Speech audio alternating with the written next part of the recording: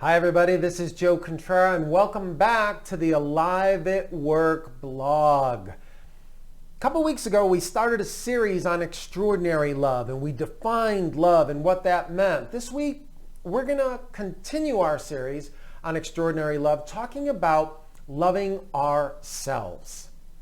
Now, I don't know that many of us were taught as children to truly love ourselves in a healthy way.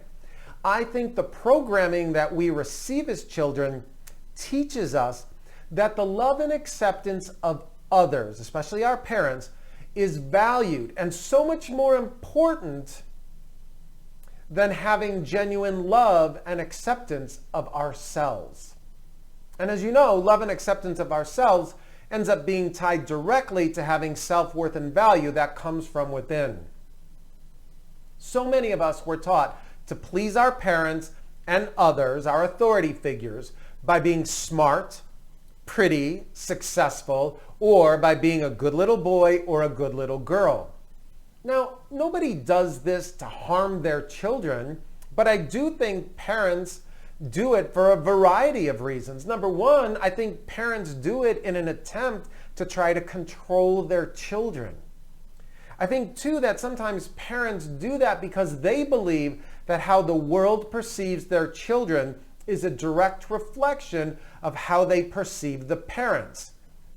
Is my kid a good Christian? Are they smart? Do they have talent? Well, then that must mean I must be a great parent.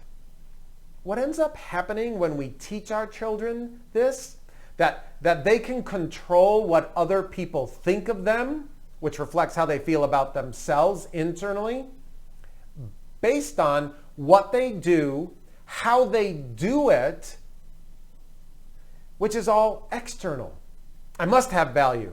Look at how many followers I have on Instagram or Facebook.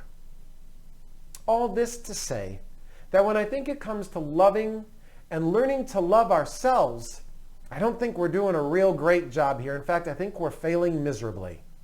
So what's the problem with self-love? Well, first of all, I think there's a stigma attached to loving oneself. So let me clarify.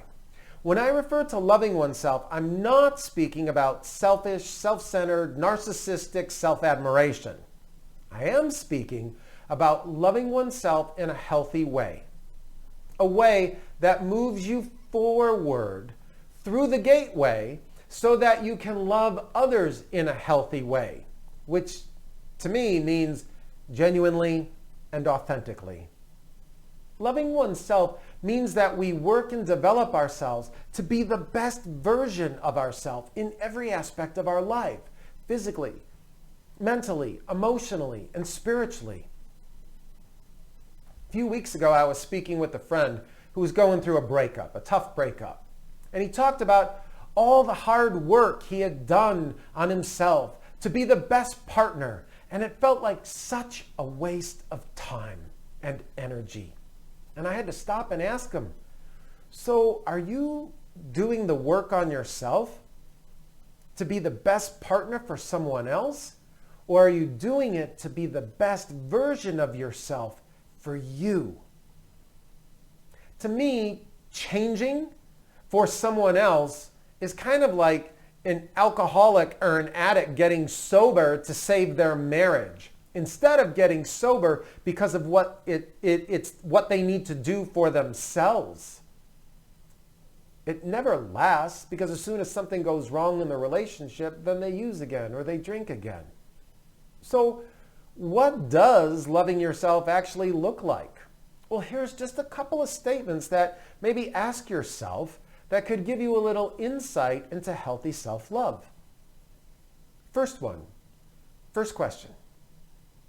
I am happy with myself, even if or when I am not in a relationship. Number two, I understand the difference between healthy boundaries and walls. Number three, I have hobbies, friends, and goals separate, outside and away from my primary relationship. Number four, I take 100% responsibility for the mistakes I made in my past relationships.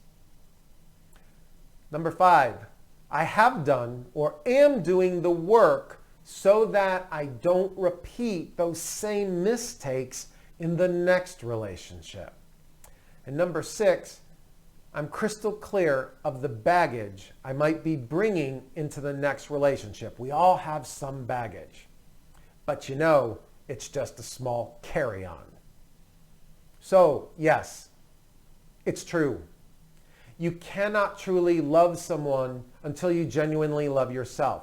And whether you believe this statement or not will not only determine whether you have the capacity to live an extraordinary life, it will dramatically impact your ability to experience extraordinary love in your relationships. When you choose to live an extraordinary life, you embrace the idea that, as with many things, it starts with you. It all starts with you. And it doesn't matter if it's accountability, ownership, happiness, success, relationships, all of the things that we want in life, they all start with you and from within you. Nothing externally can ever fill the internal hole unless you do the work to become whole. And that's always an inside job. As I stated before, M. Scott Peck defined love as the willingness to extend oneself for the purpose of nurturing the spiritual growth of oneself or another. Once you extend yourself outwardly, beyond the old, tired, false, societal, or family of origin beliefs that no longer serve you, then you can truly and genuinely love yourself. Join us next week when we conclude our series on extraordinary love, when we talk about loving others. And as always, lots of stuff to think about. Thanks for watching, and until next time, please be safe and be well.